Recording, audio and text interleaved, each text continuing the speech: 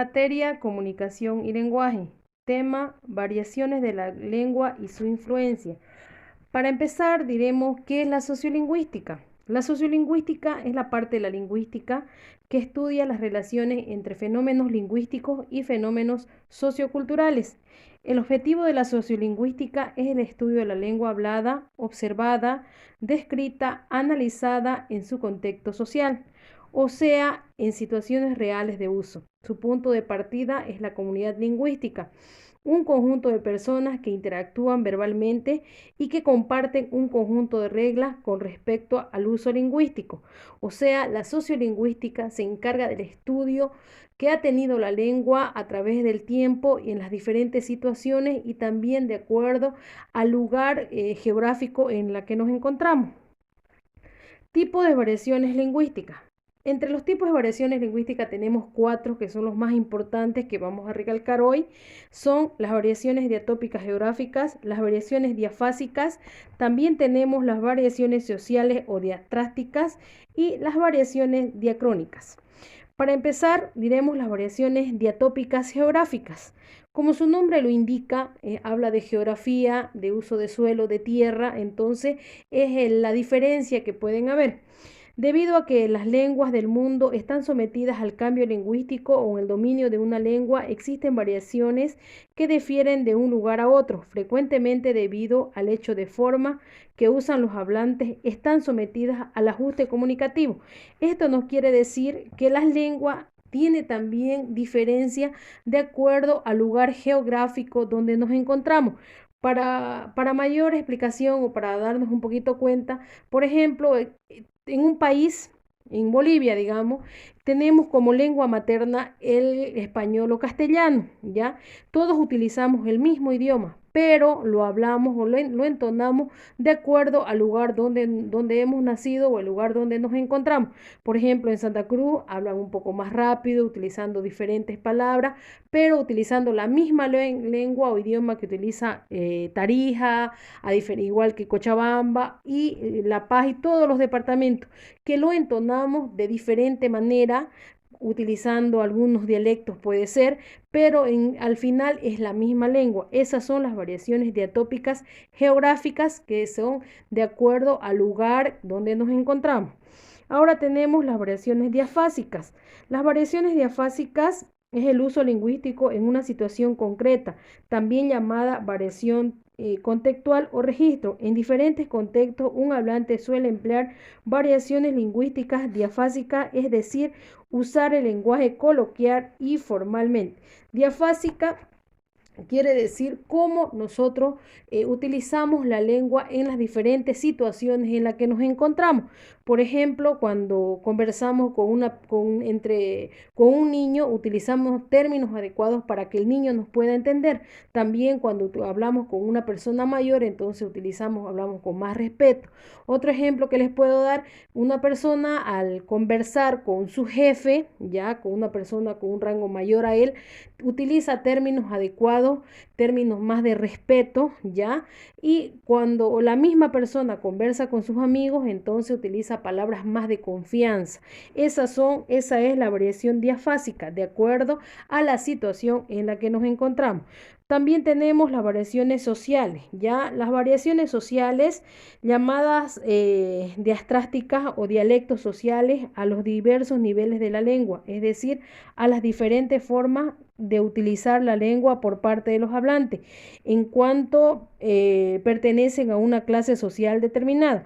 Las variaciones social, ya esto quiere decir cómo nosotros utilizamos la lengua de acuerdo al estatus social en donde nos encontramos, ¿ya? Esto no quiere decir entre ricos y pobres, no, sino cómo utilizan el lenguaje de acuerdo a la situación en la que se encuentran. Por ejemplo, si una persona es estudiada, una persona ha leído libros, por ejemplo, utiliza un lenguaje diferente a una persona que no ha podido estudiar, que nunca ha podido educarse, entonces utilizan el mismo idioma, pero lo utilizan de diferente manera porque la persona que ha estudiado entonces tiene más recursos, más palabras en este caso para poder comunicarse con las demás. Esas son las variaciones sociales. Ya y por último, variaciones diacrónicas. La lengua ha cambiado con el paso del tiempo. Hay lugares donde el cambio es más lento. Estos lugares podemos mencionar los pueblitos que están alejados, los sectores rurales o las poblaciones que se encuentran bien alejados de la ciudad. Hay lugares o grupos culturales que pretenden impedir este cambio, pero el cambio es sí o sí se da de acuerdo a las circunstancias donde nos damos. Entonces, las variaciones diacrónicas es el cambio que ha tenido el idioma de acuerdo al cómo ha ido pasando el tiempo o en las circunstancias en las que nos encontramos. Eh, un ejemplo que nosotros que podemos tener, por ejemplo, en la casa, cómo se comunican nuestros abuelitos, digamos, ¿no es cierto? Ellos tienen una forma de hablar que no entienden al idioma que utilizan hoy los jóvenes actualmente. Entonces, ese cambio que ha tenido la lengua, esas son las variaciones diacrónicas. Es el cambio que ha tenido la lengua de acuerdo al tiempo, ¿ya? De acuerdo a lo que va pasando. Variaciones de la lengua. Entre las variaciones de la lengua vamos a mencionar tres que son importantes, que es la jerga, el calo y los modismos. Ya la jerga es un lenguaje que emplea un determinado grupo social o profesional y que solo entienden parcialmente el resto de la comunidad lingüística.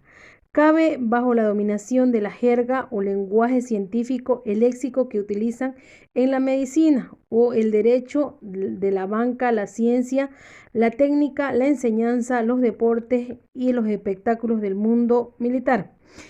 ¿Qué es la jerga? A ver, la jerga es la lengua que utilizan ciertas personas o ciertos grupos sociales que han podido lograr obtener algún estudio. Por ejemplo, los médicos tienen su propia jerga o sus propios términos que tienen para comunicarse. Ellos tienen términos que solamente ellos entienden y una persona que no ha estudiado medicina entonces no puede entender los términos que ellos utilizan. Lo mismo pasa, por ejemplo, con los arquitectos, con los abogados, las personas que no hemos estudiado algún tema relacionado a esto, entonces van a haber términos que vamos a desconocer. Eso es la jerga, es el lenguaje que utilizan ciertos grupos sociales que previamente han tenido que tener una preparación o un estudio para poder utilizar este tipo de lenguaje. No es que cambia, es el mismo lenguaje, es el mismo castellano, es el mismo español en este caso, pero utilizan términos diferentes que solamente entre ellos pueden entenderse. Eso es la jerga. Calo es el conjunto de términos de significación dudosa que deforma nuestra lengua. Podría decirse que es una especie de jerga a la que solo tienen acceso algunos privilegiados. El calo es la utilización de la lengua que tienen ciertos grupos sociales, ¿ya?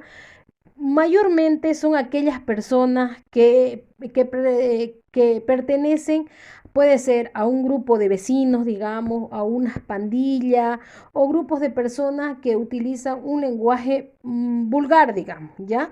Entonces son ellos lo que utilizan es el calo, o sea, deforman lo que es la lengua o el idioma, poniéndole ciertos términos que hacen que se identifiquen entre estos grupos sociales. Ya, entre algunos ejemplos, por ejemplo, de calo, podemos mencionar que Nel, ya, cuando entre estas personas hablan Nel, que es en lugar de decir no, dicen la palabra Nel, o en lugar de decir dinero, dicen mone, ya, eso sería un ejemplo de calo, ya, que podemos mencionar. Entonces, para que quede claro este término, calo utilizan ciertos grupos sociales que lo utilizan para comunicarse o para determinar la existencia de ese grupo social. Muy bien, ahora vamos a hablar sobre la intolerancia lingüística. La intolerancia lingüística consiste en tratar de comunicarte con una persona en una lengua que no entiende o a sabiendas, es decir, incluso después de que esta persona te haya dicho que no está entendiendo la lengua en la que te expresas. Y si alguien te pide por favor que te expreses en la lengua que él entienda y no ser tolerante y haces caso omiso a su ruego o contesta con no, eso es la intolerancia lingüística. Para que nos entendamos, por ejemplo, nos vamos a comunicar con una persona que no habla nuestro idioma. Entonces, de principio no nos va a entender, ¿no es cierto? Y nosotros, a sabienda que esa persona no nos va a entender, seguimos utilizando nuestro idioma, no buscamos recursos para que esta otra persona nos entienda, buscando un interlocutor o pudiendo comunicarnos por medio de otros términos, de otra forma de comunicación, por ejemplo, la escritura. Seguimos adelante con nuestra comunicación.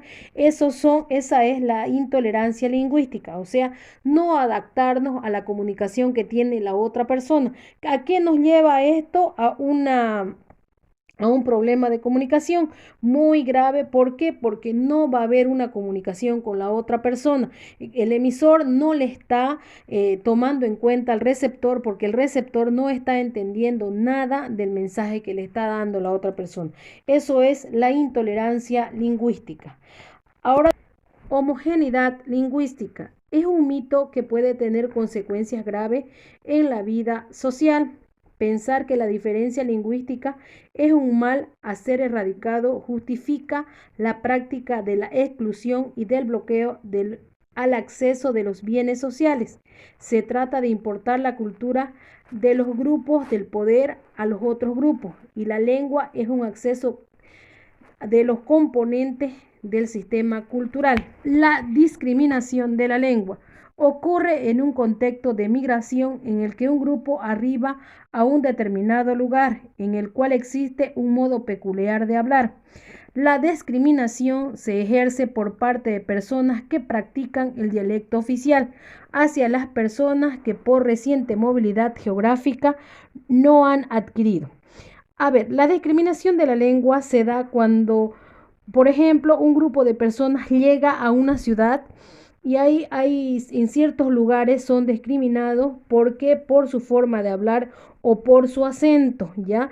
Como hablábamos al principio del tema, hay diferentes formas de entonar el lenguaje, ya. Entonces, cuando estas personas van a un lugar donde hablan de una manera diferente, muchas veces son discriminadas y no son aceptadas. Es por eso que las personas tratan de habituarse al dialecto, la forma de utilizar la lengua de donde han llegado. Es por eso que a veces no utilizan el lenguaje de una manera correcta. Ya, por último, tenemos la pérdida de identidad lingüística. La pérdida de identidad lingüística se refiere a la utilización de su idioma y el de expresarse en idiomas que consideran propios y consecuentes en la pérdida de elementos y variables culturales. Los factores que permiten el proceso de pérdida de identidad son dos, son los factores externos y los factores internos.